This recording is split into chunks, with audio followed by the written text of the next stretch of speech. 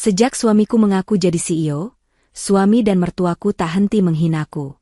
Tapi saat aku datang ke kantornya, Satpam tertawa, ternyata selama ini diam-diam dia berbohong untuk menjebakku. Saat itulah aku memutuskan. Aku akan pura-pura tidak tahu. Aku akan membiarkan mereka menggali lubang mereka sendiri. Dan aku akan memastikan mereka jatuh sedalam-dalamnya. Sebelum ceritanya dimulai, silahkan tulis di kolom komentar dari daerah mana saja teman-teman yang menonton cerita ini. Jangan lupa like dan subscribe agar channel ini bisa semakin berkembang dan bisa mempersembahkan cerita yang lebih menarik lagi. Lantai keramik dingin terasa menembus telapak kaki Winda saat ia selesai membersihkan dapur. Sudah pukul 10 malam, dan ini adalah ritualnya. Menunggu kepulangan Tony, suaminya, sambil memastikan tidak ada satupun piring kotor tersisa di wastafel. Ibu Imah, mertuanya, sudah mendengkur di kamarnya. Keheningan di rumah kecil itu terasa berat, seolah menekan pundaknya yang seringkali ia sembunyikan di balik balutan hijab sederhananya. Winda menghela napas, jemarinya yang lelah mengusap tepi meja makan yang mengilap. Ia hidup untuk melayani, setidaknya itulah yang selalu didengungkan Ibu Imah di telinganya. Tiba-tiba, suara pintu depan dibanting terbuka. Tony pulang. Tapi langkah kakinya tidak seperti biasa. Jika biasanya langkah itu berat dan lesu, malam ini terdengar hentakan penuh energi yang arogan. Winda buru-buru merapikan jilbabnya dan berjalan ke ruang tamu. Tony berdiri di tengah ruangan, melempar tas kerjanya sembarangan ke sofa. Jasnya, yang selalu tampak sedikit kebesaran, ia lepas dan lempar juga. Wajahnya memerah, tapi bukan karena marah. Itu adalah rona kemenangan yang membuat Winda merasa asing. "Ibu, Winda," teriak Tony, suaranya menggelegar. Ibu Imah tergopoh-gopoh keluar dari kamar, rambutnya yang kusut ditutupi seadanya dengan ciput tidur. "Ada apa, Tony?" Malam-malam teriak. "Kayak di hutan saja," gerutunya. Tony tidak peduli. Dia membusungkan dadanya, dagunya terangkat tinggi. "Bu," katanya, suaranya bergetar penuh drama. "Mulai hari ini, hidup kita berubah. Anak ibu sudah resmi diangkat menjadi CEO." Hening sejenak. Winda mengerjap, mencoba mencerna informasi itu. "CEO? Tony? Suaminya yang sering mengeluh soal pekerjaannya yang tidak jelas itu?"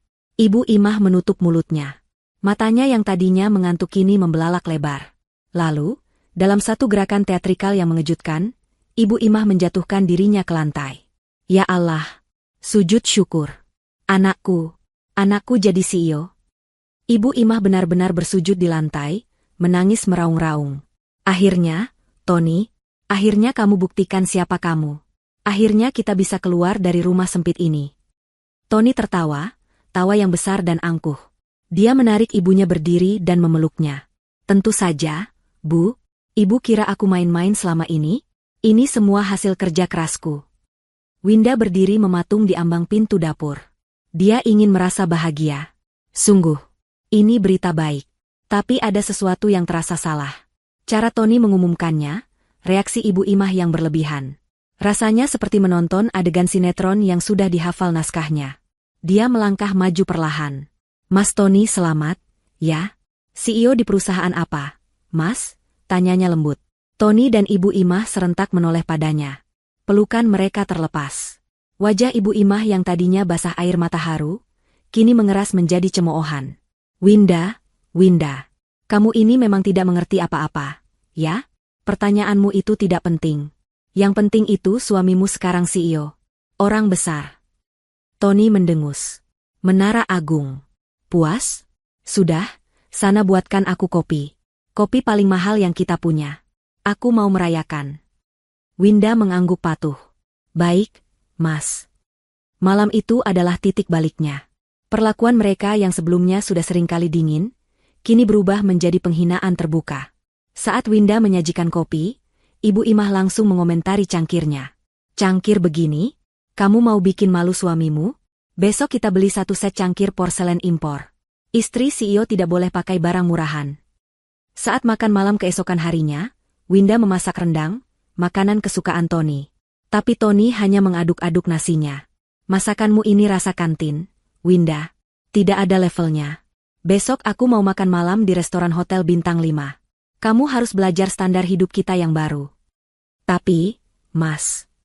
Winda mencoba bersuara. "Tapi apa?" sela Tony tajam. Kamu itu sekarang istri pejabat tinggi perusahaan. Dandan sedikit. Lihat jilbabmu itu, kusam. Tidak pantas. Malu-maluin aku saja. Kamu itu tidak usah banyak tanya urusan kantor. Otak kamu tidak akan sampai. Urus saja dapurmu, dan pastikan kamu terlihat pantas bersanding denganku. Winda menunduk, menelan nasi yang terasa seperti pasir. Hinaan itu adalah strategi. Dia bisa merasakannya. Mereka ingin dia merasa kecil. Merasa bodoh. Merasa tidak pantas. Setiap hari, Ibu Imah akan membandingkannya dengan istri-istri pejabat yang ia lihat di televisi. Lihat itu. Tasnya saja ratusan juta. Kamu, pakai tas hadiah pernikahan yang sudah buluk. Winda hanya diam. Dia menelan semuanya.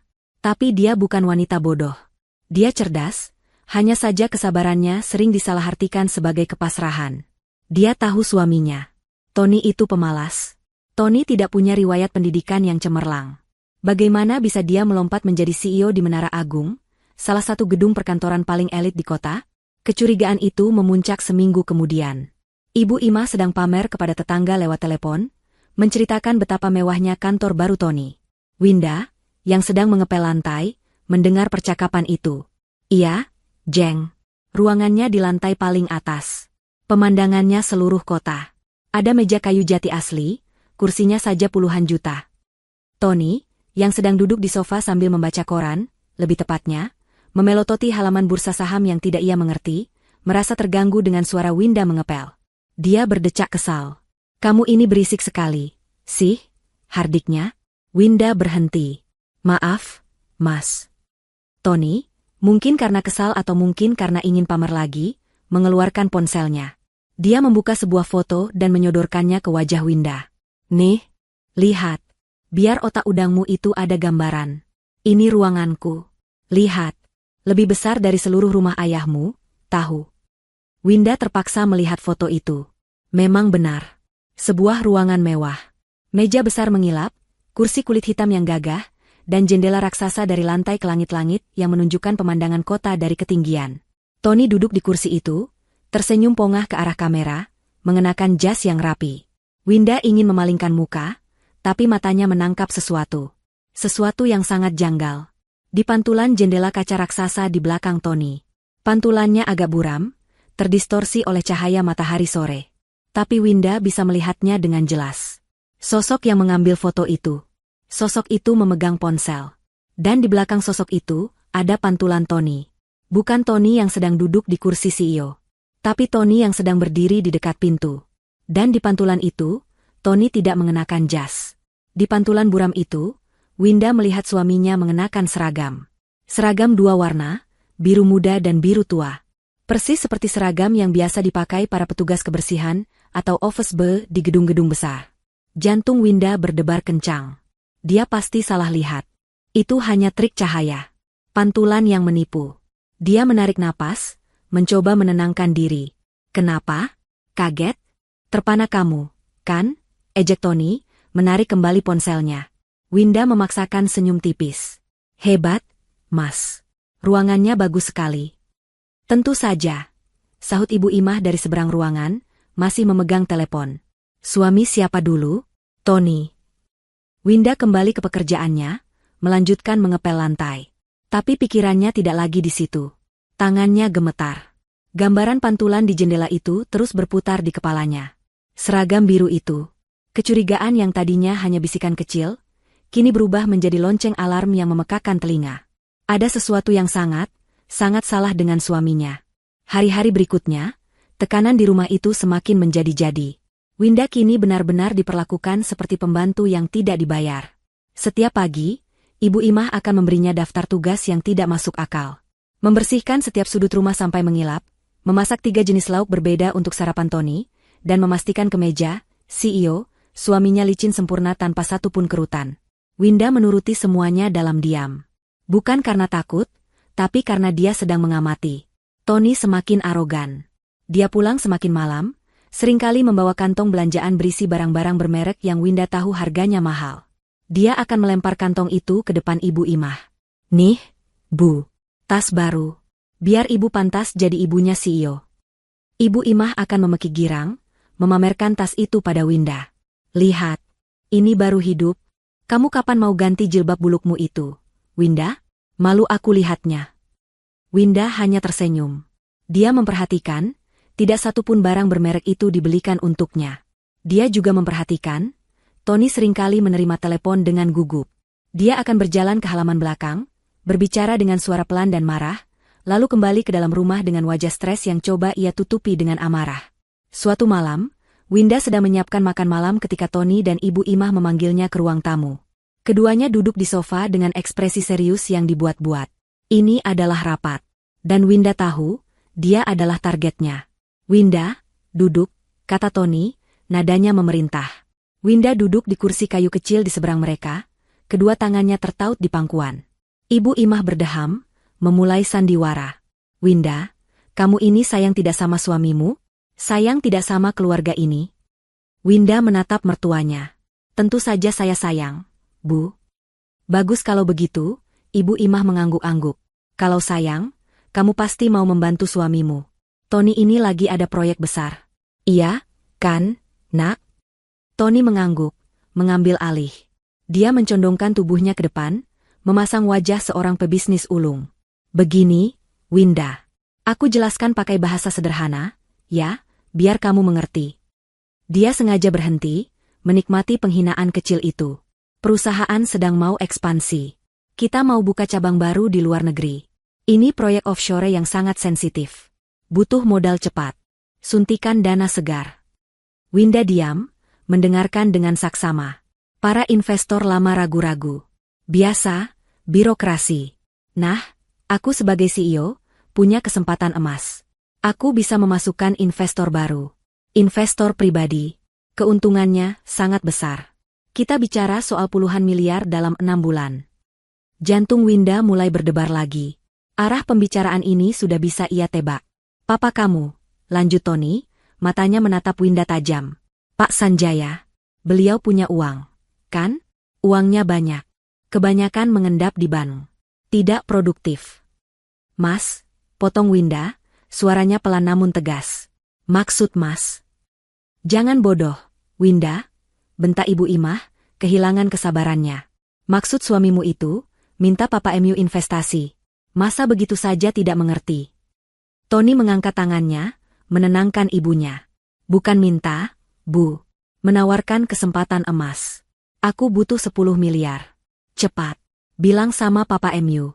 Kalau beliau transfer minggu ini, aku jamin, 6 bulan lagi uangnya jadi 20 miliar. Ini win-win solution. Papa MU untung, aku juga bisa mengamankan posisiku sebagai CEO. Winda menatap suaminya. Kebohongan itu begitu nyata. Pantulan seragam OB di foto itu kembali terlintas. Seorang CEO perusahaan raksasa di Menara Agung, yang katanya mau ekspansi ke luar negeri, tapi butuh modal 10 miliar dari mertuanya, dan memintanya lewat istri yang setiap hari ia hina. Ini bukan bisnis. Ini penipuan. Kenapa, Mas? Winda bertanya dengan suara tenang, menahan gemetar. Kenapa perusahaan sebesar itu butuh uang dari Papa? Bukankah perusahaan punya modal sendiri? Punya bank? Wajah Tony memerah padam. Amarahnya meledak. Sudah aku bilang, otak kamu tidak akan sampai. Ini namanya strategi bisnis. Kamu mau menghalangi suamimu sukses. Hah? Kamu mau kita tetap tinggal di rumah peta ini selamanya? Kamu sengaja, kan? Kamu tidak suka aku lebih sukses dari ayahmu. Tony, tenang. Ibu Imah kini ikut panik melihat reaksi Winda yang tenang. Winda, dengar. Ini demi kebaikan kita semua. Kamu tinggal bilang saja ke Papa MU. Apa susahnya? Bilang saja, menantumu ini CEO hebat, mau kasih kesempatan Papa MU jadi lebih kaya. Gampang, kan? Winda menunduk sejenak. Dia menarik napas panjang. Dia tidak bisa melawan mereka sekarang. Tidak di sini. Dia butuh bukti yang lebih kuat. Baik, Mas. Baik, Bu, katanya sambil mengangkat wajah. Dia memasang ekspresi ragu yang dibuat-buat. Nanti Winda coba bicara sama Papa. Tony dan Ibu Imah saling pandang. Mereka mengira sudah menang. Tony tersenyum miring. Bagus. Memang seharusnya begitu. Jangan sampai kamu jadi istri durhaka yang menghalangi rezeki suami.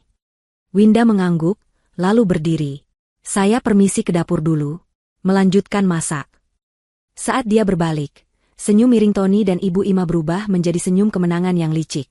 Winda mendengarnya, tapi dia terus berjalan. Di dapur, tangannya mencengkeram tepi meja begitu erat hingga buku-buku jarinya memutih. Dia harus tahu yang sebenarnya. Dia harus pergi ke Menara Agung. Keesokan harinya, Winda berdandan rapi. Dia memilih gamis terbaiknya dan hijab berwarna pastel yang bersih. Dia bilang pada Ibu Imah bahwa dia akan pergi ke pengajian di Masjid Agung. Ibu Imah mengizinkannya pergi, sambil mencibir agar Winda mendoakan, proyek besar, suaminya lancar. Winda naik taksi online. Jantungnya berdebar kencang sepanjang perjalanan. Dia merasa seperti mata-mata di film. Takut, tapi juga bertekad bulat. Dia harus melakukan ini. Bukan hanya untuk dirinya, tapi untuk ayahnya, Pak Sanjaya, yang sudah bekerja keras seumur hidup. Dia tidak akan membiarkan ayahnya ditipu oleh menantunya sendiri. Taksi berhenti di depan lobi Menara Agung. Gedung itu menjulang tinggi, megah, dan berkilauan di bawah sinar matahari. Kaca-kaca birunya memantulkan langit. Orang-orang berlalu lalang dengan pakaian kerja mahal, langkah mereka cepat dan percaya diri. Untuk sesaat, Winda merasa kecil. Dia merapikan jilbabnya. Mungkinkah dia yang salah? Mungkinkah Tony benar-benar bekerja di sini? Mungkinkah pantulan foto itu hanya imajinasinya? Dia menarik napas, melangkahkan kakinya masuk ke lobi yang dingin ber-AC. Lantainya terbuat dari marmer impor yang begitu mengilap, hingga dia bisa melihat bayangannya sendiri. Suasananya sibuk namun senyap. Hanya terdengar bunyi ketukan sepatu hak tinggi dan dering lift. Winda berjalan lurus ke meja resepsionis yang panjang dan modern. Seorang wanita muda berpenampilan sangat profesional, menatapnya dengan senyum ramah. "Selamat siang, Ibu. Ada yang bisa saya bantu?" Winda menelan ludah, mencoba membuat suaranya terdengar biasa. "Selamat siang, Mbak. Saya Winda. Saya mau bertemu dengan suami saya, Pak Tony. Beliau CEO di sini." Senyum ramah di wajah resepsionis itu tidak berubah, tapi matanya sedikit mengerut. "Pak Tony? Baik, Ibu. Boleh saya tahu nama lengkap beliau? Dan dari perusahaan apa?" "Tony Firmansyah," kata Winda. "Perusahaannya saya kurang yakin, Mbak. Beliau hanya bilang, beliau CEO di Menara Agung." Resepsionis itu mengangguk paham. Dia mulai mengetik di komputernya. Winda menunggu, jantungnya serasa ingin melompat dari dadanya. Dia memilin-milin ujung jilbabnya. Resepsionis itu menatap layar. Mengerutkan kening. Mengetik lagi. Memeriksa daftar lain. Lalu dia melihat direktori besar di dinding. Dia kembali ke komputernya. Beberapa detik terasa seperti berjam-jam. Akhirnya, resepsionis itu mengangkat wajahnya. Senyumnya masih profesional, tapi ada nada bingung yang tidak bisa disembunyikan. "Maaf, Ibu Winda." Jantung Winda berhenti berdetak. "Saya sudah periksa direktori seluruh perusahaan di gedung ini," lanjut resepsionis itu. "Tidak ada nama Tony Firmansyah di jajaran direksi atau CEO kami." Mungkin salah eja," suara Winda bergetar. Resepsionis itu menggeleng pelan. "Saya sudah cari berdasarkan nama, Tony, saja. Tidak ada satupun CEO di seluruh gedung Menara Agung ini yang bernama Tony." Darah serasa mengalir dari wajah Winda. Kakinya lemas. Jadi benar. Semua itu bohong. Tapi suami saya." Resepsionis itu menatapnya dengan iba. "Maaf, Ibu. Mungkin suami Anda bekerja di gedung lain?" Winda tidak bisa berpikir. Kebohongan ini terlalu besar. CEO palsu. Untuk apa? Untuk menipu ayahnya. Rasa marah yang dingin mulai menjalar di hatinya. Dia harus pergi dari sini. "Ah, baiklah, Mbak. Mungkin saya yang salah dengar. Terima kasih banyak. Maaf mengganggu." "Sama-sama, Ibu." Winda berbalik badan, berjalan terhuyung-huyung menuju pintu keluar. Kepalanya pusing. Jadi, apa pekerjaan Tony sebenarnya? Bagaimana dia bisa mengambil foto di ruang CEO itu? Dan di mana dia sekarang? Saat Winda hampir sampai di pintu putar, dia melihat seorang satpam yang berdiri tegak di dekat posnya. Satpam itu, Pak Agus, tampak ramah dan kebapakan. Winda tiba-tiba mendapat ide. Resepsionis mungkin hanya tahu nama-nama besar. Tapi satpam tahu semua orang yang keluar masuk gedung. Winda mengubah arah dan berjalan menghampiri Pak Agus. Dia harus memastikan satu hal lagi. Winda berjalan pelan menuju pos satpam. Pak Agus, pria berumur 50-an dengan kumis rapi dan seragam yang licin, memperhatikannya datang dengan tatapan bertanya yang ramah. Dia tampak seperti orang yang bisa dipercaya, tipe pria yang telah melihat ribuan orang datang dan pergi setiap hari. Winda menguatkan hatinya. Dia harus terdengar seyakin mungkin. "Permisi, Pak." Suara Winda sedikit bergetar, tapi dia memaksanya agar tetap stabil. Pak Agus tersenyum. "Iya, Bu. Ada yang bisa saya bantu?" "Begini, Pak. Saya Winda, istri dari Pak Tony. Beliau CEO di salah satu perusahaan di sini. Saya mau mengantarkan makan siang, tapi ponselnya tidak aktif. Tadi saya tanya resepsionis, tapi mereka tidak menemukan namanya." Winda sengaja mengucapkan kalimat itu, berharap Pak Agus bisa mengklarifikasi. Pak Agus mengerutkan keningnya dalam-dalam. "CEO? Namanya Pak Tony?" "Iya, Pak. Tony Firmansyah," ulang Winda. Pak Agus menatap Winda dari atas ke bawah. Tatapannya bukan merendahkan, tapi penuh kebingungan, seolah Winda baru saja memberitahunya bahwa langit berwarna hijau. Dia lalu tertawa kecil, tawa canggung yang ditahan. "CEO? Tony?" ulangnya sekali lagi. "Maaf, Bu. Ibu ini bercanda, ya?" Dada Winda terasa sesak. "Saya serius, Pak. Suami saya bilang." "Tony?" potong Pak Agus, masih dengan nada tidak percaya. "Setahu saya, yang namanya Tony di gedung ini, cuma satu orang, Bu.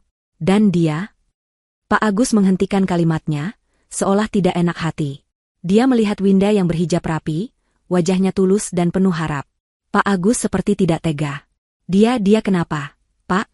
desak Winda, suaranya kini nyaris berbisik. Pak Agus menghela napas. Dia seperti membuat keputusan. "Ibu jangan tersinggung, ya. Tapi yang namanya Tony di sini, itu..." Tepat saat itu, bel lift service di seberang lobi berbunyi. Pintu lift yang terbuat dari baja kusam itu terbuka. Pak Agus menunjuk dengan dagunya ke arah lift tersebut. "Nah, itu orangnya. Ibu lihat saja sendiri." Winda menelan ludah. Jantungnya berdebar sangat kencang, memukul-mukul rusuknya seperti ingin keluar. Dia memutar tubuhnya perlahan. Matanya menyipit, fokus ke pintu lift servis yang terbuka. Seorang pria keluar dari lift itu. Pria itu mendorong troli pembersih yang tinggi, penuh dengan ember, kain pel, botol-botol cairan pembersih, dan kantong sampah kuning. Pria itu mengenakan seragam. Seragam dua warna, biru muda di bagian atas, dan biru tua di bagian celana. Punggungnya agak bungkuk karena lelah, dan keringat membasahi pelipisnya. Pria itu berhenti sejenak untuk menyeka keringat di dahinya dengan lengan seragamnya. Dan Winda melihat wajahnya. Dunia Winda seakan berhenti berputar. Lantai marmer di bawah kakinya terasa bergoyang. Itu Tony. Itu suaminya. Suaminya yang arogan. Suaminya yang menghinanya. Suaminya yang mengaku sebagai CEO. Tony Firmansyah. Seorang office boy. Pria yang mengepel lobi. Pria yang membuang sampah. Pria yang pantulannya ia lihat di foto, ruang CEO, itu. Seragam itu. Seragam mobe. Semuanya nyata. Tony belum melihatnya. Dia sibuk mengatur botol di trolinya. Winda berdiri membeku. Napasnya tertahan di tenggorokan. Dia tidak bisa bergerak. Dia hanya bisa menatap. Menatap pria yang telah membohonginya, membohongi ibunya, dan kini berencana menipu ayahnya. Pak Agus menatap Winda dengan iba. "Itu. Tony, Bu. Petugas kebersihan. Dia biasa shift malam, tapi hari ini dia tukar shift pagi. Orangnya baik, rajin." Winda tidak mendengar pujian Pak Agus. Telinganya berdenging. Tepat pada saat itu, seolah merasakan ada yang memperhatikannya, Tony mengangkat kepalanya. Pandangannya menyapu lobi yang ramai. Dan matanya terkunci pada Winda. Waktu benar-benar berhenti. Winda melihat rahang Tony jatuh. Matanya membelalak ngeri. Wajahnya yang tadi lelah dan berkeringat, kini berubah pucat pasi seperti mayat. Botol pembersih yang sedang ia pegang jatuh dari tangannya, menimbulkan bunyi keras di lantai marmer. Klang. Beberapa orang menoleh, termasuk Tony. Tapi matanya cepat-cepat kembali menatap Winda. Dia membeku di tempat, troli pembersihnya menjadi saksi bisu. Winda bisa melihat kepanikan murni di matanya. Ketakutan seorang penipu yang tertangkap basah. Semua emosi bergolak di dalam diri Winda. Rasa sakit, amarah, kecewa, penghinaan. Dia ingin berlari ke sana, menampar wajahnya, menjerit di depan semua orang. Pembohong, penipu. Tapi dia tidak melakukannya. Dalam sepersekian detik yang terasa seperti selamanya itu, otaknya bekerja dengan cepat. Jika dia membuat keributan sekarang, Tony akan punya alasan. Dia akan mengelak. Dia akan memutarbalikkan fakta. Dia akan menjadikan Winda terlihat seperti istri gila. Tidak. Dia tidak akan memberi Tony kepuasan itu. Rencana jahat suaminya dan ibu mertuanya melintas di benaknya. 10 miliar. Investasi. Harta ayahnya. Tidak.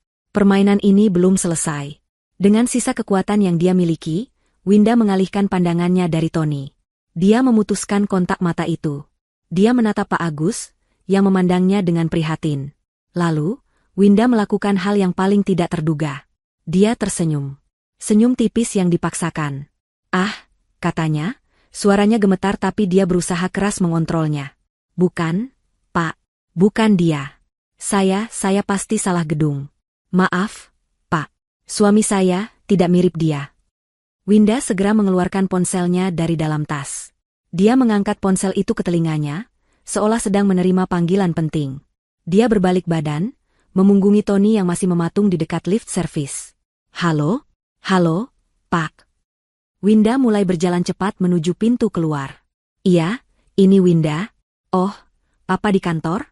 Iya, Pak." Dia tidak menoleh ke belakang. Dia tidak peduli jika Tony mengejarnya atau memanggilnya. Dia hanya perlu keluar dari gedung itu. Dia berjalan melewati pintu putar, matanya lurus ke depan, napasnya tersengal-sengal. Dia berhasil. Dia keluar dari lobi. Udara panas di luar langsung menerpa wajahnya, kontras dengan dinginnya AC di dalam. Dia terus berjalan, ponsel masih menempel di telinga. Dia berjalan menyusuri trotoar, gemetar hebat, sebelum akhirnya memberi isyarat pada taksi yang lewat. Begitu pintu taksi tertutup, benteng pertahanannya runtuh. Winda terisak. Bukan isakan keras, tapi isakan pelan yang menyakitkan. Air mata mengalir deras membasahi hijabnya. Dia menutup mulutnya agar sopir taksi tidak mendengar. Dia menangis bukan hanya karena dibohongi. Dia menangis karena penghinaan yang dia terima selama ini. Dia, seorang sarjana ekonomi yang memilih menjadi istri rumah tangga demi mengabdi pada suami, dihina habis-habisan oleh seorang pria yang bahkan tidak punya keberanian untuk jujur soal pekerjaannya. "Otak kamu tidak akan sampai," ejekan Tony bergema di telinganya. Ironis. Sangat ironis. Dia menangisi kebodohannya sendiri karena mempercayai pria itu. Dia menangisi Ibu Imah, yang ternyata adalah komplotan jahat, bukan sekadar mertua cerewet. Mereka berdua. Mereka merencanakan ini. Foto itu. Seragam di pantulan itu. Itu nyata.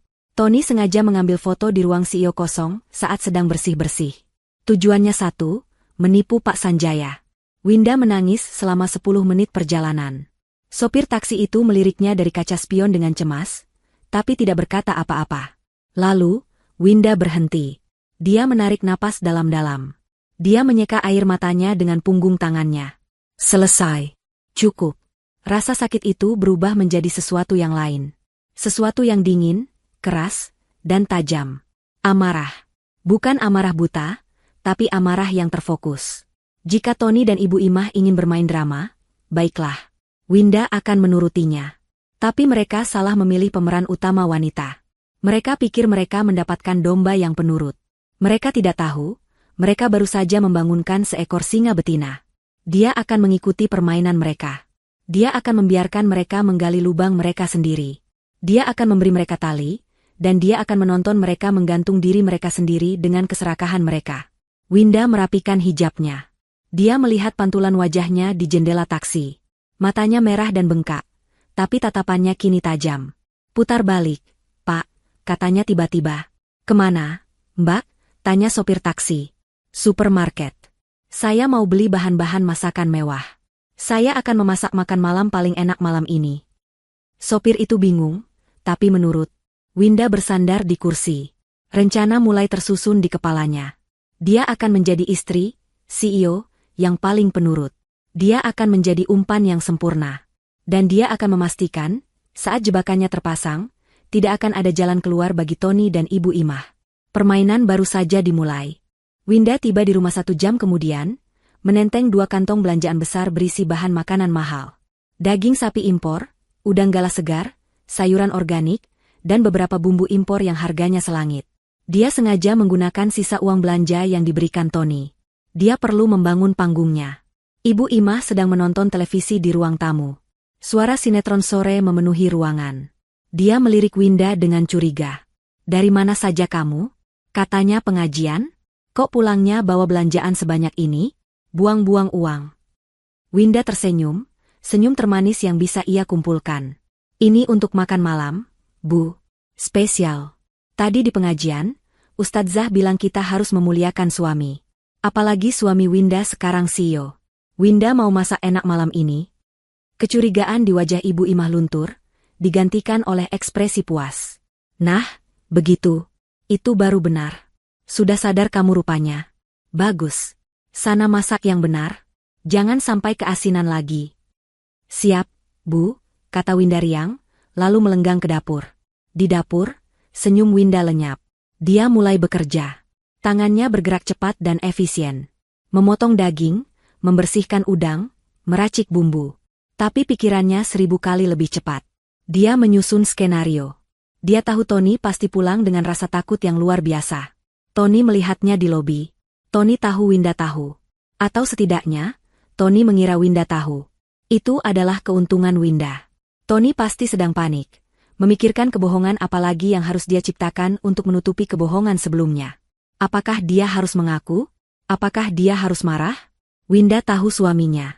Tony pengecut. Dia tidak akan mengaku. Dia akan memilih untuk berbohong lagi.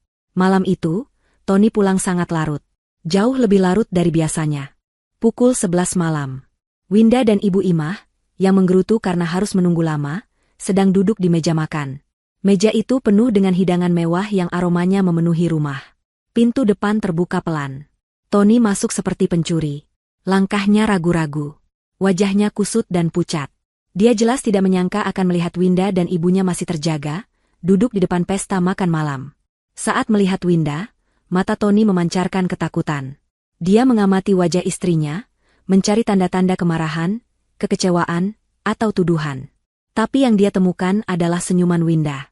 "Mas Tony, sudah pulang?" sapa Winda dengan lembut, seolah tidak ada apa-apa. "Ayo, Mas, makan dulu. Aku masak spesial buat Mas. Pasti capek, ya, meeting sampai malam." Tony membeku di tempat. Ini adalah reaksi yang paling tidak dia duga. Dia menatap Winda, lalu ke ibunya, lalu ke meja makan. Ibunya tampak sama bingungnya. Kamu masak semua ini?" tanya Tony. Suaranya serak. "Iya, dong," sahut Ibu Imah, yang lebih dulu pulih dari kebingungannya. "Winda bilang dia mau memuliakan kamu. Ayo, Tony, cuci kaki tanganmu, kita makan. Ibu sudah lapar dari tadi nungguin kamu." Tony masih menatap Winda. Dia berjalan pelan ke meja makan, tidak melepaskan pandangannya dari istrinya. Dia duduk. Winda segera mengambilkan piring, mengisinya dengan nasi, udang bakar madu, dan tumis daging sapi lada hitam. Dia menyajikannya di depan Tony.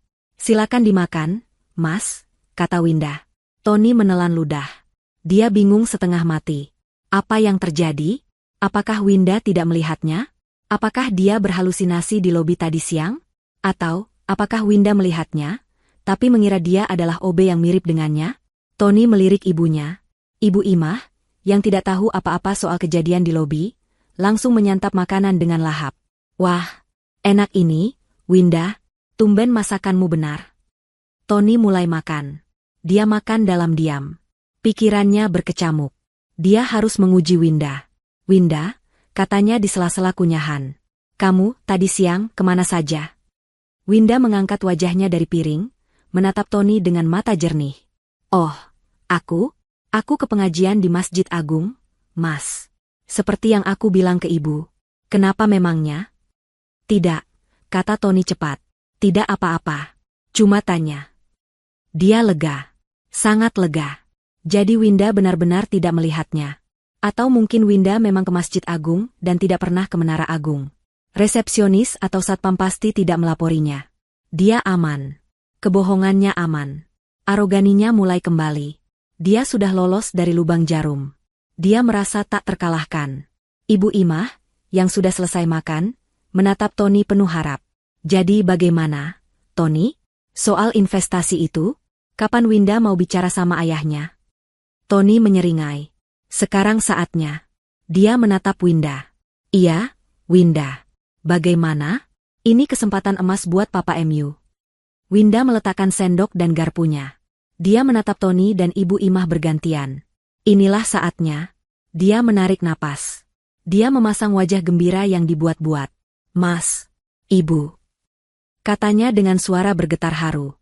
Winda punya kabar baik. Tony dan Ibu Imah langsung mencondongkan tubuh ke depan. Mata mereka berbinar. Tadi siang, lanjut Winda, waktu aku di pengajian, aku kepikiran terus soal Mas Tony. Aku bangga sekali sama Mas. Jadi, aku telepon Papa. Jantung Tony berdebar. Ini dia. Aku telepon Papa. Ulang Winda, nyaris memekik. Aku ceritakan semuanya. Aku bilang suamiku sekarang CEO hebat di Menara Agung. Aku bilang Mas Tony lagi ada proyek besar mau ekspansi ke luar negeri. Lalu Papa MU bilang apa? Desak Ibu Imah tidak sabar, mencengkeram lengan Tony. Winda tersenyum lebar. Papa senang sekali, Mas. Papa terharu. Beliau bilang, akhirnya, Winda, suamimu membuktikan dia menantu yang hebat. Papa bilang beliau bangga sekali sama Mas Tony. Wajah Tony memerah karena bangga. Seringai sombongnya merekah. Dia menepuk dadanya. Tentu saja. Siapa dulu? Iya, kan? Aku bilang juga apa?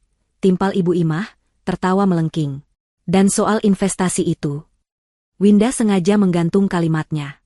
Ruangan itu hening. Papa bilang.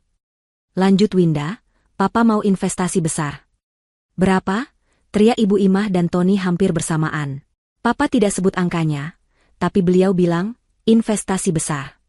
Papa percaya penuh sama Mas Tony, kata Winda. Tony rasanya ingin melompat dari kursinya. Dia berhasil. Dia akan kaya. Dia memandang ibunya, dan mereka berdua berbagi tawa kemenangan yang rakus. Mereka berhasil menipu si bodoh Winda dan si tua bangka Pak Sanjaya. Winda menunggu tawa mereka reda. Lalu dia menjatuhkan umpan terakhirnya. Tapi tawa mereka langsung berhenti. Tapi apa? Tanya Tony tajam. Winda memasang wajah sedikit cemas. Papa orangnya kan teliti sekali, Mas. Beliau bilang, beliau mau investasi, tapi beliau mau lihat dulu kantor Mas. Wajah Tony dan Ibu Imah menegang. Bukan cuma itu, tambah Winda cepat-cepat. Beliau mau ketemu langsung sama Mas Tony di kantor Mas. Minggu depan. Beliau mau serahkan ceknya langsung di sana, sebagai simbol kepercayaan. Keheningan total melanda meja makan. Tony menatap Winda. Sisa-sisa kecurigaannya tadi siang kini lenyap total, digantikan oleh kepanikan baru. Ketemu di kantor? Minggu depan? Bagaimana caranya? Winda menatap suaminya dengan tatapan polos penuh dukungan. Mas tidak apa-apa, kan?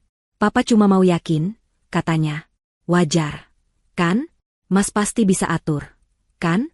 Mas kan CEO. Kalimat terakhir itu adalah kunci. Mas kan CEO. Itu adalah sanjungan sekaligus tantangan. Tony, yang egonya sudah melambung setinggi langit karena pujian palsu dari Pak Sanjaya, tidak mungkin mundur. Mundur berarti mengakui ada yang salah. Dia menelan ludah. Dia melirik ibunya. Ibu Imah memberinya tatapan, atur saja bagaimanapun caranya. Tony memaksakan tawa. Tawa yang kaku. Tentu saja bisa, sayang. Hal kecil itu. Bilang sama Papa MU, atur saja waktunya. Minggu depan, aku akan sambut beliau di kantorku. Dengan karpet merah. Asyik. Winda bertepuk tangan seperti anak kecil. Aku tahu Mas Tony pasti bisa. Aku bangga sekali. Winda berdiri. Ya sudah, Winda bereskan piring dulu, ya. Kalian lanjut saja mengobrolnya. Dia membawa piring-piring kotor ke dapur. Begitu dia membelakangi mereka, senyum di wajahnya lenyap. Dia mendengar Tony dan Ibu Imah mulai berbisik-bisik panik di meja makan. Gimana ini, Tony? Kantor? Tenang, Bu. Aku bisa sewa. Aku bisa atur. Yang penting uangnya cair. Winda tersenyum sinis sambil mencuci piring. Jebakan telah dipasang. Waktu telah ditentukan. Dia memberi mereka waktu 1 minggu. 1 minggu bagi mereka untuk menyiapkan panggung sandiwara terbesar mereka. Dia mengeringkan tangannya. Dia berjalan ke kamarnya, meninggalkan suami dan mertuanya yang sedang menyusun skenario penipuan mereka. Winda menutup pintu kamarnya pelan. Dia menguncinya. Dia duduk di tepi tempat tidur. Dia mengambil ponselnya. Dia membuka kontak ayahnya. Dia tidak akan menelepon. Terlalu berisiko. Dia mengetik sebuah pesan singkat. Pak, Tony dan ibunya berencana menipu papa. Mereka butuh 10 miliar. Mereka akan mengundang papa ke kantor Tony minggu depan. Aku mohon, Pak, ikuti permainanku. Jangan bereaksi apa-apa dulu. Pura-pura tertarik. Winda punya rencana. Dia menekan tombol kirim. Pesan terkirim. Winda menatap ponselnya. Sekarang, dia tidak sendirian lagi. Sang sutradara sudah memberi arahan. Para aktornya sedang panik berlatih. Dan penonton utamanya, Pak Sanjaya, baru saja membeli tiket untuk pertunjukan barisan depan. Pesan Winda terkirim. Detik berikutnya, balasan dari ayahnya masuk. Hanya satu kata, hati-hati.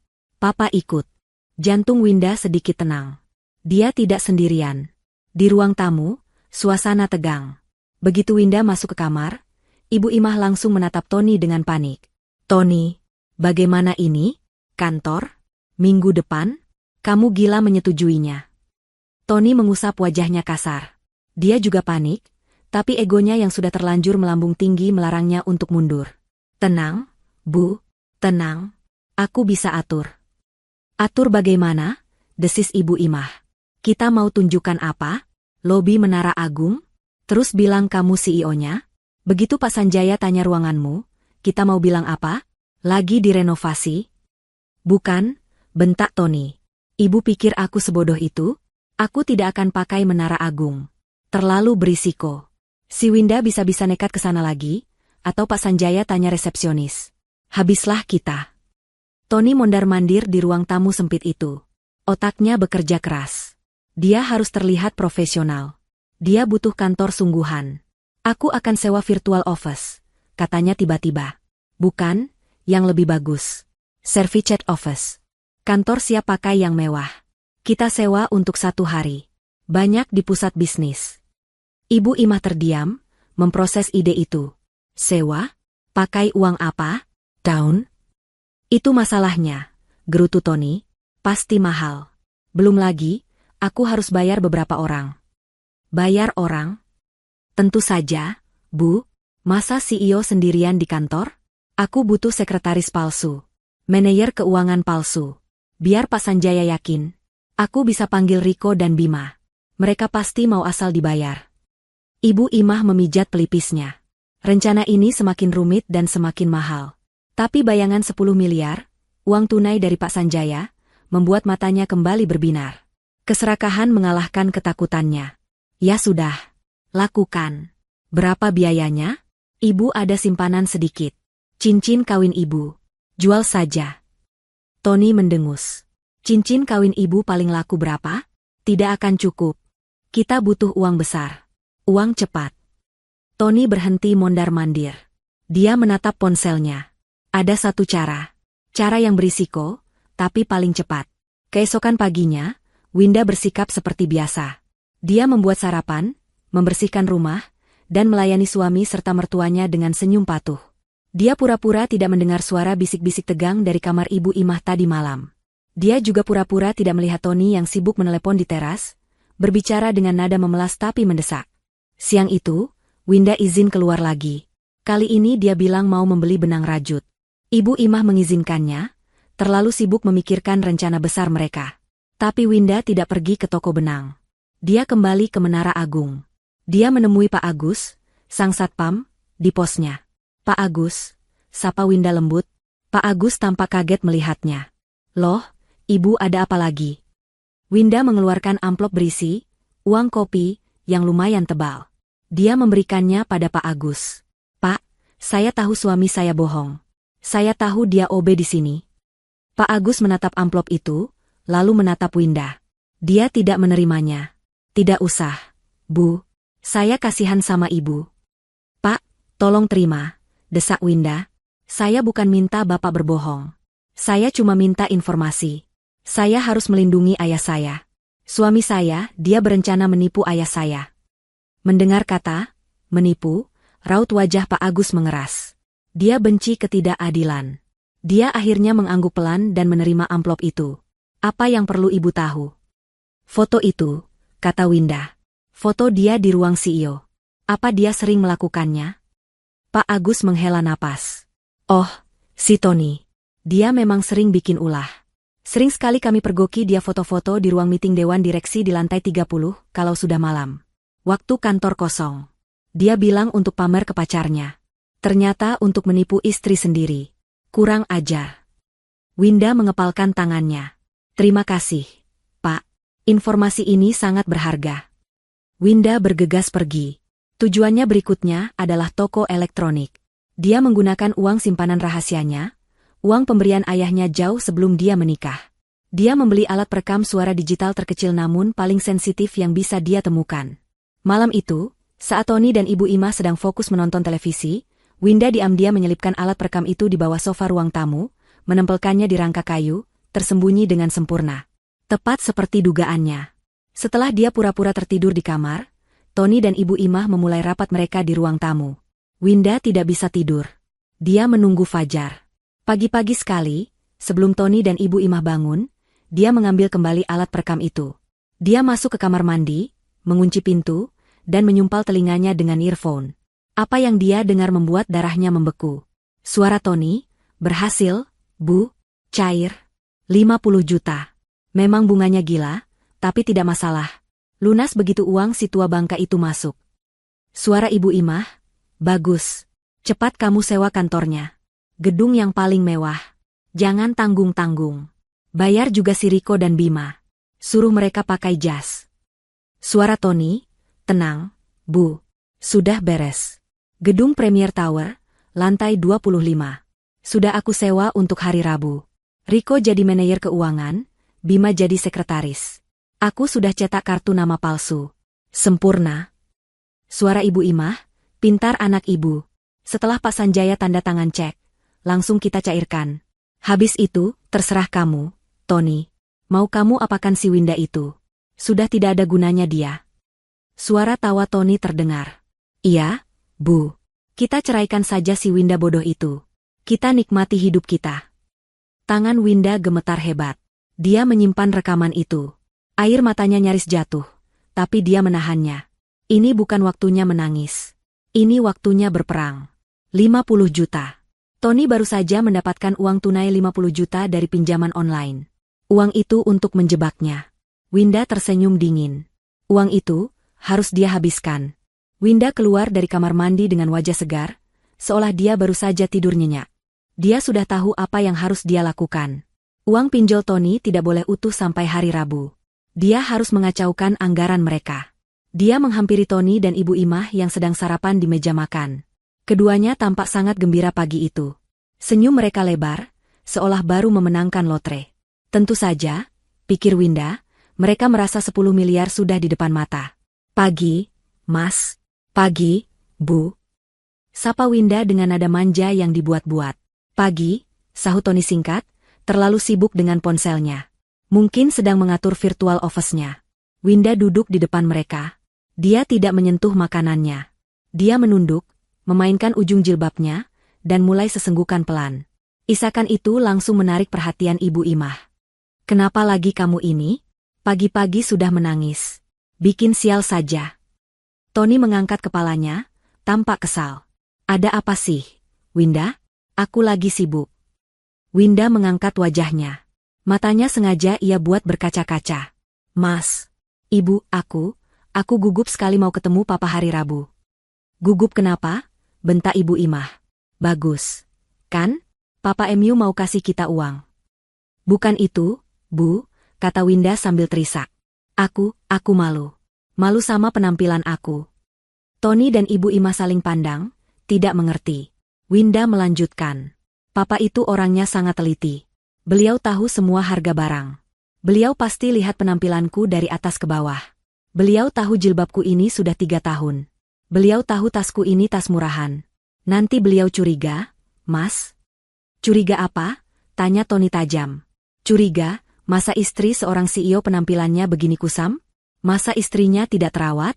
Nanti Papa berpikir Mas ini bohong. Nanti Papa tidak jadi investasi. Winda mengucapkan kalimat terakhir itu dengan nada panik. Perkataan Winda menusuk tepat di ketakutan terbesar mereka. Tony terdiam. Dia melihat Winda. Benar juga. Winda dengan gamis lamanya dan jilbab kusamnya memang tampak menyedihkan. Ayahnya yang kaya raya pasti akan curiga. Terus kamu maunya apa? Tanya Tony, suaranya sudah tidak sabar. Winda menatap suaminya dengan mata berbinar. Mas kan baru dapat bonus besar?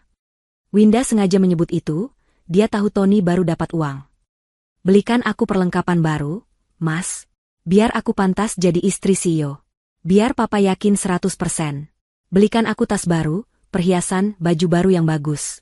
Ya, Mas? Ini demi kelancaran rencana kita, kan? Apa? Wajah Tony memerah. Uang. Lagi-lagi uang. Kamu gila? Aku tidak punya uang untuk foya-foya.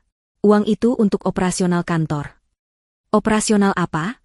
Tanya Winda polos. Kantor Mas kan sudah besar. Kamu tidak mengerti, bentak Tony. Tapi di luar dugaan, Ibu Imah menepuk paha Tony. Tony, tunggu, katanya pelan. Ibu Imah menatap Winda, berpikir keras. Otak liciknya bekerja. Benar juga kata Winda. Ibu, pekik Tony, tidak percaya ibunya memihak Winda. Dengar dulu, potong Ibu Imah. Penampilan Winda itu penting. Itu bagian dari presentasi kita. Pak Sanjaya itu orang kaya, matanya jeli. Kalau dia lihat anaknya masih pakai barang buluk, dia pasti berpikir bisnis kamu belum stabil. Dia bisa ragu. Kita tidak boleh gagal di detik-detik terakhir. Winda dalam hati bersorak. Keserakahan Ibu Imah adalah sekutu terbaiknya. Ibu Imah menatap Tony. Belikan. Turuti saja maunya. Anggap saja ini investasi tambahan. Setelah 10 miliar cair, kamu bisa beli pabrik tasnya sekalian. Tony tampak frustrasi. Dia terjebak. Dia baru saja dapat 50 juta. Dia tidak bisa bilang tidak punya uang. Di satu sisi, dia harus menyewa kantor dan aktor. Di sisi lain, dia harus mendandani istrinya agar penipuan ini terlihat meyakinkan. Arg. Baiklah, teriak Tony sambil membanting sendoknya. Baik. Siap-siap kamu. Kita ke mall sekarang. Tapi jangan banyak tingkah. Beli yang perlu saja. Iya, Mas. Terima kasih, Mas. Winda tersenyum penuh kemenangan. Hari itu, Tony terpaksa membawa Winda ke mall paling mewah di kota. Dengan hati yang terbakar amarah, dia menggesek kartu debitnya, menghabiskan uang pinjol berbunga tinggi itu. Winda, dengan akting polosnya, memilih tas bermerek yang harganya lumayan mahal. Yang ini saja, Mas. Kelihatannya profesional. Gesek. Saldo berkurang. Winda memilih set gamis dan hijab desainer. Warnanya kalem. Mas. Kelihatan mahal. Gesek. Saldo berkurang lagi. Winda berhenti di toko perhiasan. Papa pasti cari cincin di jariku. Yang ini saja, Mas. Gelang emas tipis. Biar tidak kosong. Gesek. Dalam 3 jam, Tony telah menghabiskan hampir 20 juta dari uang pinjolannya. Wajahnya pucat. Uang untuk menyewa kantor dan membayar Riko Bima menipis. Saat mereka berjalan pulang ke parkiran, Winda menenteng semua tas belanjaannya dengan wajah berseri-seri. Tony menggerutu di belakangnya. Di tengah kekesalannya, Tony tidak sadar Winda sedang mengirim pesan singkat ke ayahnya. Pak, aku berhasil kuras sebagian uangnya. Mereka makin panik. Hari Rabu, di Premier Tower, lantai 25. Pastikan papa siap. Di rumah, Ibu Imah menyambut mereka. Dia memeriksa barang-barang belanjaan Winda dengan mata berbinar. Bagus. Bagus. Nah, begini baru pantas jadi menantuku. Ibu Imah kemudian menatap Tony yang sedang duduk merosot di sofa. Sudah, jangan lemas begitu. Anggap saja uang hilang sedikit. Nanti hari Rabu kita dapat gantinya 1000 kali lipat. Ibu Imah tertawa puas, lalu mengelus tas baru Winda. Sabar, ya, nak Tony. Nanti kalau uang Papa Sanjaya sudah cair, kita beli pabrik tasnya. Winda, yang sedang pura-pura mencoba perhiasan barunya di depan cermin, tersenyum dingin. Dia mendengar kalimat itu. Kalimat yang sama persis dengan yang ada di rekamannya. Dia mengepalkan tangannya. Hari Rabu. 2 hari lagi. Hari penghakiman untuk Tony dan Ibu Imah. Hari Rabu. Hari haji udara di rumah kecil itu terasa sesak oleh antisipasi. Tony mondar-mandir di ruang tamu, mengenakan jas sewaan yang agak mengilap dan sedikit sempit di bahu. Dia sudah menyemprotkan parfumnya secara berlebihan, mencoba menutupi bau keringat dingin yang menguar dari tubuhnya.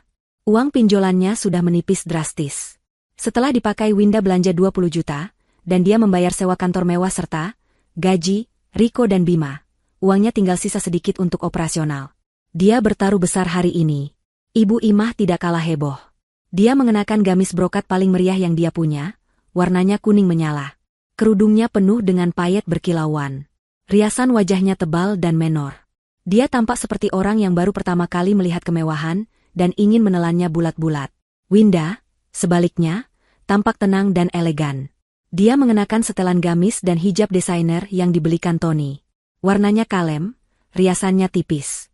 Tas bermerek baru itu tersampir anggun di bahunya. Dia adalah gambaran sempurna seorang istri pengusaha sukses yang santun. Dia adalah umpan yang sempurna. Ayo, cepat, bentak Tony pada Winda yang sedang mengunci pintu. Jangan sampai Papa MU menunggu. Kesan pertama itu penting. Winda hanya mengangguk patuh. Mereka bertiga masuk ke taksi online yang sudah dipesan Tony. Perjalanan menuju pusat kota terasa hening. Tony terus-menerus merapikan dasinya yang miring, sementara Ibu Ima sibuk bersuah foto di dalam taksi, memamerkan perhiasan imitasi di pergelangan tangannya. Mereka tiba di Le Ciel, restoran Prancis paling mahal di puncak gedung pencakar langit. Restoran itu dipilih sendiri oleh Pak Sanjaya. Ini adalah jebakan pertama. Tony menelan ludah saat melihat daftar harga di menu yang dipajang di lobi restoran. Harga satu porsi steak di sini setara dengan gaji OB-nya selama 2 minggu. Ayo, Mas. Papa sudah menunggu di dalam, kata Winda lembut, seolah tidak menyadari kegelisahan suaminya. Seorang pelayan mengantar mereka ke meja terbaik di dekat jendela, dengan pemandangan seluruh kota. Di sana, Pak Sanjaya sudah duduk dengan tenang. Beliau mengenakan kemeja batik tulis yang sederhana namun berwibawa. Dia tampak santai, berbeda sekali dengan Tony yang kaku seperti robot. Papa, sapa Winda, mencium tangan ayahnya. Winda, nak. Pak Sanjaya tersenyum hangat, lalu menatap Tony dan Ibu Imah. Tony, Ibu Imah, silakan duduk. Terima kasih sudah meluangkan waktu. Oh, tentu saja, Pak Sanjaya.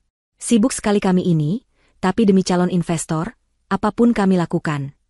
Ibu Imah tertawa melengking, menarik perhatian beberapa pengunjung lain. Tony buru-buru duduk. Selamat siang, Pak. Maaf sedikit terlambat, tadi ada urusan mendadak di bursa saham. Winda hampir tersedak. Bursa saham. Pak Sanjaya hanya tersenyum tipis. Tidak masalah. Silakan pesan. Winda, kamu yang pilihkan makanan untuk Papa. Winda memesan beberapa hidangan mahal dengan lancar. Tony dan Ibu Imah hanya bisa mengangguk-angguk, pura-pura mengerti nama-nama makanan itu. Setelah pelayan pergi, suasana menjadi serius. Pak Sanjaya menautkan jari-jarinya di atas meja. Jadi, Tony, Winda sudah cerita banyak soal kesuksesan kamu. CEO di Menara Agung, ya? Saya dengar mau ada ekspansi besar. Inilah saatnya. Tony berdeham. Dia mengeluarkan beberapa lembar kertas yang sudah dia cetak, berisi grafik palsu dan angka-angka omong kosong. Betul, Pak. Kami sedang dalam proses finalizing proyek offshore di Singapura. Ini prospeknya sangat profitable. Kami bicara soal return of investment yang masif. Tony mulai mempresentasikan bisnis palsunya. Dia menggunakan semua istilah bisnis yang dia hafal dari internet. Diversifikasi aset, akuisisi strategis, pangsa pasar baru. Winda menunduk, menahan senyum sinisnya. Suaminya bahkan salah mengucapkan kata akuisisi. Ibu Imah menambahkan bumbu. Betul itu, Pak Sanjaya. Tony ini otaknya encer sekali. Semua direksi di kantornya tunduk sama dia. Tiap hari meeting terus. Kadang saya kasihan, pulangnya malam terus. Pak Sanjaya mendengarkan semua itu dengan saksama. Dia mengangguk-angguk. Dia tidak membantah. Dia tidak bertanya detail. Dia hanya mendengarkan. Setelah Tony selesai dengan presentasinya yang gagap, dia menatap Pak Sanjaya dengan tegang. Menunggu reaksi. Pak Sanjaya bersandar di kursinya. Dia tersenyum lebar. Luar biasa, Tony. Luar biasa. Tony dan Ibu Imah tercengang. Semudah itu? Papa bangga sekali sama kamu. Lanjut Pak Sanjaya. Papa tidak salah pilih menantu. Kamu pekerja keras. Winda beruntung punya suami seperti kamu. Dan Papa beruntung punya menantu pebisnis hebat. Wajah Tony memerah karena bangga. Egonya melambung menembus atap restoran. Dia berhasil. Dia menipu pengusaha besar. Karena itu, kata Pak Sanjaya, nadanya mantap. Papa putuskan. Papa akan investasi. Ibu Imah menutup mulutnya, menahan pekikan. 10 miliar, kata Pak Sanjaya tegas. Mata Tony dan Ibu Imah membelalak liar. Mereka tidak bisa bernapas. Uang itu nyata. Papa sudah siapkan semuanya. Pak Sanjaya meraih tas kerjanya yang diletakkan di kursi sebelahnya. Dia mengeluarkan sebuah map kulit berwarna biru tua yang tebal. Dia meletakkannya di atas meja, di antara piring-piring mahal yang baru saja datang. Kita selesaikan ini sekarang, kata Pak Sanjaya. Ini kontrak investasinya. Setelah ini, kita bisa langsung ke kantor kamu di Premier Tower untuk serah terima simbolis. Kan? Kamu sudah siapkan semuanya? Tony, yang masih terhipnotis oleh angka 10 miliar, mengangguk cepat. Tentu, Pak. Sudah siap. Tim saya sudah menunggu di kantor. Bagus. Pak Sanjaya membuka map itu. Silakan dibaca dan ditandatangani, CEO Tony. Tony menatap lembaran kontrak di atas meja. Tangannya gemetar hebat. Ini dia. Puncak dari semua kebohongan dan sandiwaranya. 10 miliar. Dia bisa merasakan tatapan ibunya yang penuh keserakahan, mendesaknya untuk cepat. Dia meraih pulpen mahal yang disodorkan oleh Pak Sanjaya. Dia membuka halaman terakhir, mencari tempat tanda tangan. Tunggu. Suara tenang Pak Sanjaya menghentikan gerakan tangan Tony. Tony mendongak. Wajah ayah mertuanya tidak lagi tersenyum ramah. Wajahnya datar, dingin, dan penuh perhitungan. Jangan buru-buru, Tony, kata Pak Sanjaya. Papa ini orang kuno. Papa selalu percaya, perjanjian harus dibaca dengan teliti. Apalagi ini menyangkut uang besar. Jantung Tony mulai berdebar tidak karuan. Iya, Pak. Tentu. Pak Sanjaya membalik beberapa halaman ke tengah kontrak. Dia menunjuk satu pasal dengan jari telunjuknya. Papa cuma mau kamu baca satu pasal ini. Pasal 5. Ini pasal standar di semua kontrak bisnis Papa. Pasal tentang kepercayaan dan konsekuensi. Coba kamu baca keras-keras. Tony menelan ludah. Ruangan restoran yang ramai tiba-tiba terasa senyap. Dia mencondongkan tubuhnya. Matanya menyapu tulisan di pasal 5. Dia membacanya dengan suara pelan dan bergetar. Pasal 5. Jaminan keterangan. Penerima investasi, dalam hal ini Saudara Tony Firmansyah, menjamin bahwa semua data, status, jabatan, dan informasi perusahaan yang diberikan kepada investor adalah benar adanya dan dapat dibuktikan secara hukum. Dia berhenti. Keringat mulai membasahi kerah kemejanya. Lanjutkan, perintah Pak Sanjaya, suaranya dingin. Tony melanjutkan. Apabila di kemudian hari ditemukan bahwa penerima investasi terbukti melakukan penipuan data, memberikan keterangan palsu mengenai jabatan, status perusahaan, atau itikat buruk lainnya. Bagian konsekuensinya, Tony, desak Pak Sanjaya. Tony gemetar. Maka penerima investasi wajib mengembalikan 200% dari total nilai investasi sebagai ganti rugi. Winda, yang diam sejak tadi, berbisik. 200% dari 10 miliar, itu 20 miliar. Mas? Mata Tony membelalak. 20 miliar. Ini jebakan. Dia tidak mungkin menandatangani ini. Dia menatap Pak Sanjaya dengan ngeri. Dia lalu melirik ibunya. Dia berharap ibunya mengerti bahayanya. Tapi Ibu Imah, yang dibutakan oleh angka 10 miliar, sama sekali tidak melihat adanya masalah. Dia hanya melihat angka 20 miliar sebagai gertakan. Kenapa diam, Tony? Desak Ibu Imah, menyenggol kaki Tony dengan keras di bawah meja. Tanda tangan. Papa MU kan percaya sama kamu. Itu kan cuma tulisan formalitas. Kamu kan memang CEO. Apa yang mau ditakutkan? Tapi, Bu. Bisik Tony, panik. Tanda tangan. Desis Ibu Imah lagi, matanya melotot. Jangan bikin papa mertuamu ragu. Cepat. Tony terjepit. Di satu sisi, ada denda 20 miliar yang mustahil. Di sisi lain, ada 10 miliar yang sudah di depan mata. Jika dia mundur sekarang, Pak Sanjaya pasti curiga. Penipuannya akan terbongkar sia-sia. Uang pinjol 50 juta akan menghantuinya. Dia akan hancur. Tapi jika dia tanda tangan, dia percaya dia bisa lolos. Riko dan Bima sudah menunggu. Kantornya sudah siap. Setelah tanda tangan, uang cair, dia bisa kabur bersama ibunya. Pak Sanjaya tidak akan bisa menemukannya. Didorong oleh keserakahan dan desakan ibunya, Tony membuat keputusan fatal. Dia mengambil pulpen itu. Dia memaksakan tawa kaku. Ah, pasal standar, ya, Pak. Tentu saja. Saya mengerti. Saya kan CEO betulan, jadi tidak ada yang perlu dikhawatirkan. Dengan tangan yang basah oleh keringat, Tony membubuhkan tanda tangannya di atas meterai. Nama, Tony Firmansyah, kini terikat secara hukum pada denda 20 miliar. Begitu pulpen terangkat, Pak Sanjaya langsung menarik kontrak itu. Beliau menutup mapnya. Wajahnya tetap datar. Bagus. Ibu Imah tersenyum lebar, merasa menang. Tony mencoba bernapas lega. Winda, yang sedari tadi menunduk, kini mengangkat wajahnya. Dia tersenyum. Senyum yang sangat dingin. Selamat ya, Mas Tony, kata Winda. Suaranya terdengar manis, namun penuh racun. Tony merasa ada yang tidak beres dengan senyum itu.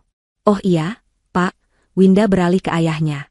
Untuk merayakan penandatanganan ini, kita harus sekarang juga ke kantor Mas Tony di Premier Tower, kan? Untuk serah terima simbolisnya. Tentu, kata Pak Sanjaya sambil berdiri. Dan seperti janji Winda, tambah Winda, matanya menatap lurus ke arah Tony. Aku sudah panggil beberapa teman Papa. Biar mereka bisa meliput kesuksesan Mas. Tony dan Ibu Imah membeku. Mi media? Tanya Tony, suaranya tercekat. Winda tersenyum. Bukan sembarang media, Mas.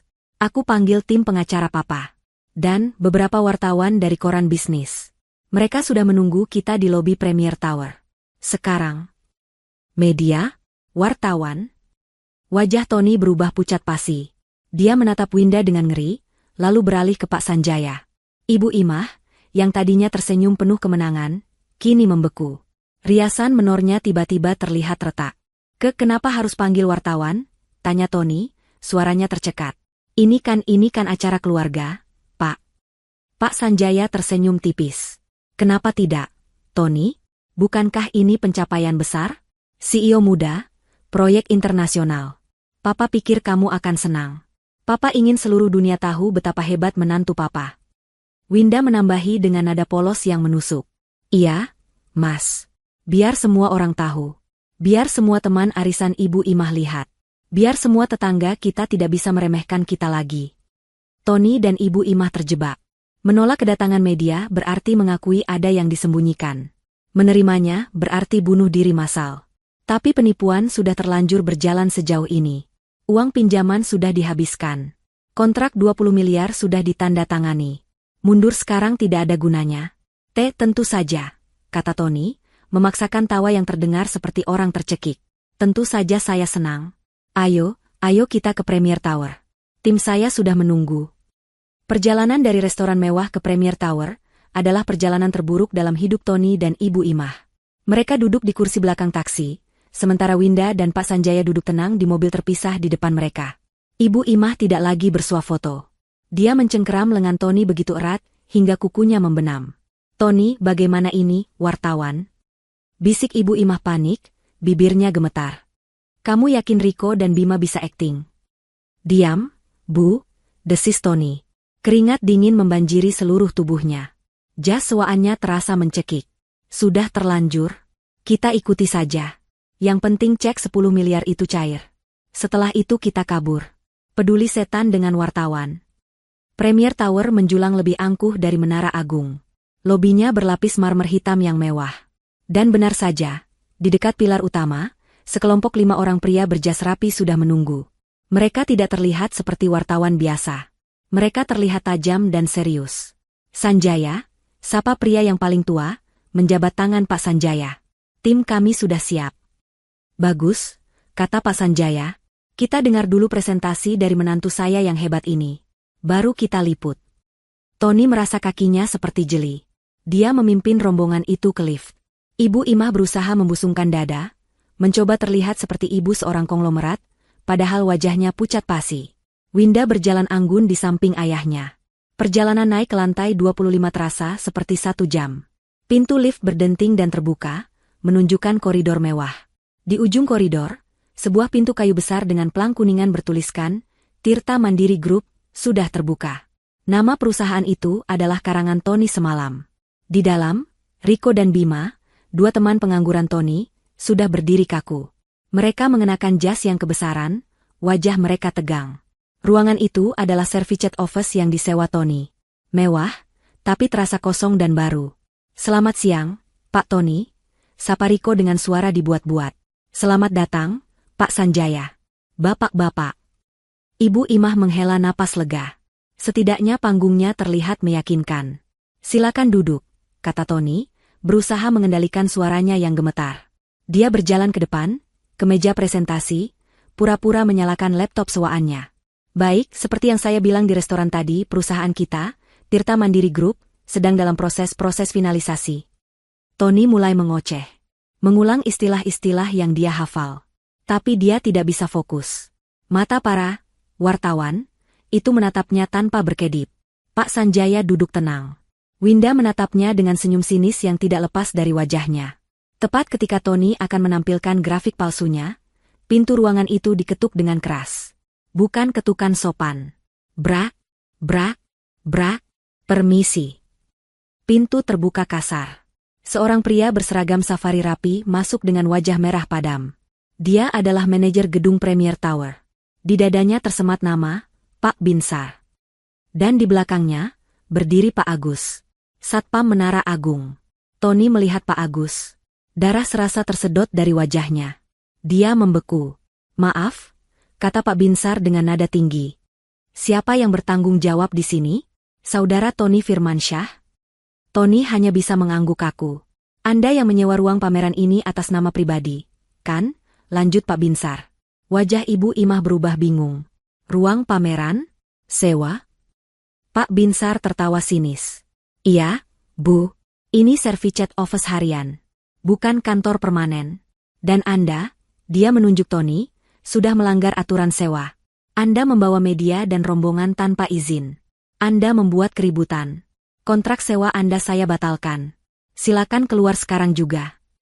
Ibu Imah ternganga. Sewa harian? Pak Sanjaya berdiri. Sabar, Pak Binsar. Saya investornya. Saya yang mengundang rekan-rekan ini. Pak Binsar menatap Pak Sanjaya. Oh, Bapak investornya? Kalau begitu Bapak sedang ditipu. Orang ini, dia menunjuk Tony lagi, bukan CEO. Dia penyewa 1 hari. Dia membayar pagi tadi dengan uang tunai. Kebenaran itu telak. Riko dan Bima langsung mengangkat tangan mereka. Sumpah, Pak, kami cuma dibayar. Kami tidak tahu apa-apa. Dia bilang ini untuk kejutan ulang tahun. Tony bersandar di dinding, kakinya tidak sanggup lagi menopang tubuhnya. Ibu Imah mulai gemetar. Tony, ini tidak benar, kan? Bilang sama mereka, Tony, bilang kamu CEO. Di tengah kekacauan itu, Pak Agus melangkah maju perlahan. Dia menatap Tony, yang kini menunduk dalam-dalam, tidak berani menatap siapapun. Suara Pak Agus terdengar jelas di ruangan yang mendadak hening itu. Mas Tony? Tony tersentak. Mas Tony, OB shift malam di Menara Agung, kan? Hening. Kok nekat sekali, Mas? Ngaku jadi CEO? Pakai sewa kantor mewah segala? Buat apa, Mas? Pertanyaan sederhana itu adalah paku terakhir di peti mati kebohongan mereka. Ibu Imah menjerit. Jeritan yang melengking, histeris, penuh kengerian dan rasa malu. Oh, B? Office Bu? Dia menatap Tony, lalu ke Pak Agus, lalu ke Winda. Para wartawan, yang sebenarnya adalah tim pengacara Pak Sanjaya, serentak maju, membuka map mereka, dan menyalakan perekam suara di ponsel mereka. Sandiwara telah berakhir. Ruangan kantor sewaan itu meledak dalam kekacauan. Ibu Imah histeris. Dia mencakar-cakar lengan Tony, mengguncangnya dengan brutal. Tony, jawab, Tony. Ini tidak benar, kamu bohong, kan? Bilang ini bohong. Tapi Tony tidak menjawab. Dia hanya bersandar di dinding, matanya kosong menatap lantai marmer palsu. Dia kalah. Kalah telak. Permainannya selesai. Di tengah jeritan Ibu Imah, Pak Sanjaya melangkah maju dengan tenang. Dia berjalan ke meja tempat Tony tadi berdiri. Dia mengambil kontrak yang baru saja ditandatangani Tony di restoran. Dengan gerakan pelan, dia melemparkan map kulit itu ke depan wajah Tony. Kertas-kertas berhamburan. CEO palsu, desis Pak Sanjaya, suaranya dingin dan menusuk. Seorang OB yang punya akting hebat. Dia menunjuk kontrak yang jatuh di kaki Tony. Itu tanda tanganmu. Itu pasal 5. Sesuai perjanjian kita yang sah secara hukum, kamu, Tony Firmansyah, sekarang berhutang padaku 20 miliar rupiah. Tim pengacara saya akan mengurus tagihannya. Sekarang. Ibu Imah berhenti menjerit. Napasnya tercekat. 20 miliar. Angka itu menghantamnya seperti palu godam. Masih mau mengelak, Mas? Suara Winda terdengar tenang. Dia berdiri di samping ayahnya. Semua mata tertuju padanya. Wajahnya yang tertutup hijab tidak menunjukkan emosi, tapi matanya berkilat tajam. Masih mau bilang Ibu Imah tidak tahu apa-apa? Masih mau bilang ibu hanya korban? Winda mengeluarkan ponselnya. Dia menekan satu tombol. Sabar, Bu. Nanti kalau uang Papa Sanjaya sudah cair, kita beli pabrik tasnya. Suara Ibu Imah sendiri, hasil rekaman Winda, memenuhi ruangan itu. Ibu Imah membeku. Winda menekan tombol lagi. Iya, Bu. Kita ceraikan saja si Winda bodoh itu. Sudah tidak ada gunanya dia. Suara tawa Tony yang angkuh, yang direkam Winda dari balik pintu kamar, kini terdengar mengerikan di ruangan itu. Rekaman itu adalah bukti final. Bukti adanya niat jahat. Bukti adanya persekongkolan. Riko dan Bima, yang melihat kesempatan untuk menyelamatkan diri, langsung bersuara. Kami bersaksi, Pak. Mereka merencanakan ini. Kami dipaksa ikut. Wajah Ibu Imah berubah dari pucat menjadi kelabu. Dia menatap Winda dengan kebencian murni. Dia sadar. Wanita berhijab yang dia anggap bodoh, polos, dan penurut ini telah menghancurkannya. Kamu. Desis Ibu Imah. Kamu menjebak kami. Aku hanya memberikan tali, jawab Winda dingin. Kalian sendiri yang mengikat leher kalian dengan keserakahan. Tepat saat itu, pintu ruangan kembali terbuka. Kali ini, bukan Pak Binsar. 3 pria berbadan besar dan berwajah keras masuk. Mereka melihat keramaian itu, tapi tatapan mereka terkunci pada satu orang.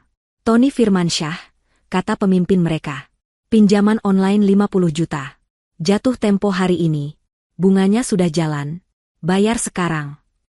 Ini adalah pukulan terakhir. Debt collector. Windalah yang memberitahu mereka kapan dan di mana Tony akan berada, dengan janji palsu bahwa Tony akan mendapat uang besar hari ini. Tony terkepung. Di satu sisi, pengacara menuntut 20 miliar. Di sisi lain, debt collector menuntut 50 juta. 2 orang petugas polisi berseragam, yang telah dihubungi oleh tim pengacara Pak Sanjaya, akhirnya tiba. Tony dan Ibu Imah tidak bisa berkutik. Mereka dituduh melakukan percobaan penipuan berat dan terencana. Buktinya tidak terbantahkan. Kontrak yang ditandatangani, rekaman suara pengakuan, kesaksian Pak Agus, dan pengakuan Riko Bima. Saat Tony dan Ibu Imah digiring keluar dari kantor sewaan itu, mereka benar-benar hancur. Ibu Imah tidak lagi histeris, dia hanya menangis tanpa suara, riasannya luntur berantakan. Tony berjalan seperti zombie, borgol mengilap di pergelangan tangannya. Di lobi, para debt collector itu menghadang mereka lagi, berteriak menuntut uang. Salah satu pengacara Pak Sanjaya melangkah maju. Semua aset kedua tersangka akan dibekukan oleh pengadilan. Termasuk rumah satu-satunya atas nama Ibu Imah. Aset itu akan kami sita sebagai pembayaran cicilan awal denda 20 miliar. Habis. Mereka kehilangan segalanya. Uang, kehormatan, kebebasan, dan rumah. Semuanya lenyap dalam satu sore. 6 bulan kemudian. Winda berdiri di depan jendela kaca raksasa di ruang kantornya. Dia menatap pemandangan kota. Ironisnya, dari kantor barunya, dia bisa melihat gedung Menara Agung, tempat semua ini dimulai. Dia bukan lagi Winda si istri rumah tangga yang diremehkan. Setelah perceraiannya dikabulkan dengan cepat, ayahnya memintanya kembali ke dunia yang dulu ia tinggalkan. Winda kini adalah direktur pengembangan bisnis di perusahaan ayahnya, Sanjaya Group. Dia adalah CEO dalam arti yang sesungguhnya. Dia baru saja selesai memimpin rapat akuisisi perusahaan baru. Rapat berjalan lancar. Dia berjalan keluar ruangan, stafnya mengangguk hormat. Presentasi yang bagus, Bu Winda. Terima kasih. Lanjutkan proposalnya, jawabnya tegas namun ramah. Di koridor, seorang OB muda tidak sengaja menyenggol trolinya, hingga menumpahkan sedikit air di lantai. OB itu panik melihat Winda. Maaf, Bu, maaf. Saya akan bersihkan. Winda berhenti. Dia tersenyum. Senyum yang tulus. Tidak apa-apa, Mas. Hati-hati, ya. Lantainya licin. Semangat kerjanya. OB itu tertegun melihat kebaikan Winda, lalu tersenyum lega. Baik, Bu. Terima kasih. Winda melanjutkan langkahnya. Dia tiba di lobi gedungnya sendiri. Pintu mobil sedan mewah terbuka. Pak Agus, dengan seragam security pribadi yang gagah, membukakan pintu untuknya. Setelah insiden itu, Pak Sanjaya merekrut Pak Agus sebagai kepala keamanan pribadi Winda. Mobil siap, Bu Winda, kata Pak Agus hormat. Terima kasih, Pak Agus. Winda masuk ke mobil. Dia bersandar di kursi kulit yang nyaman. Dia teringat hari itu. Hari di mana dia melihat suaminya mendorong troli pembersih. Rasa sakit itu sudah lama hilang. Yang tersisa hanyalah rasa syukur atas kebenaran yang terungkap. Dia mengambil ponselnya, menelepon ayahnya. Halo, Pak. Rapatnya sukses. Aku pulang sekarang. Dia menutup telepon, menatap matahari terbenam yang mewarnai langit Jakarta, dan tersenyum damai.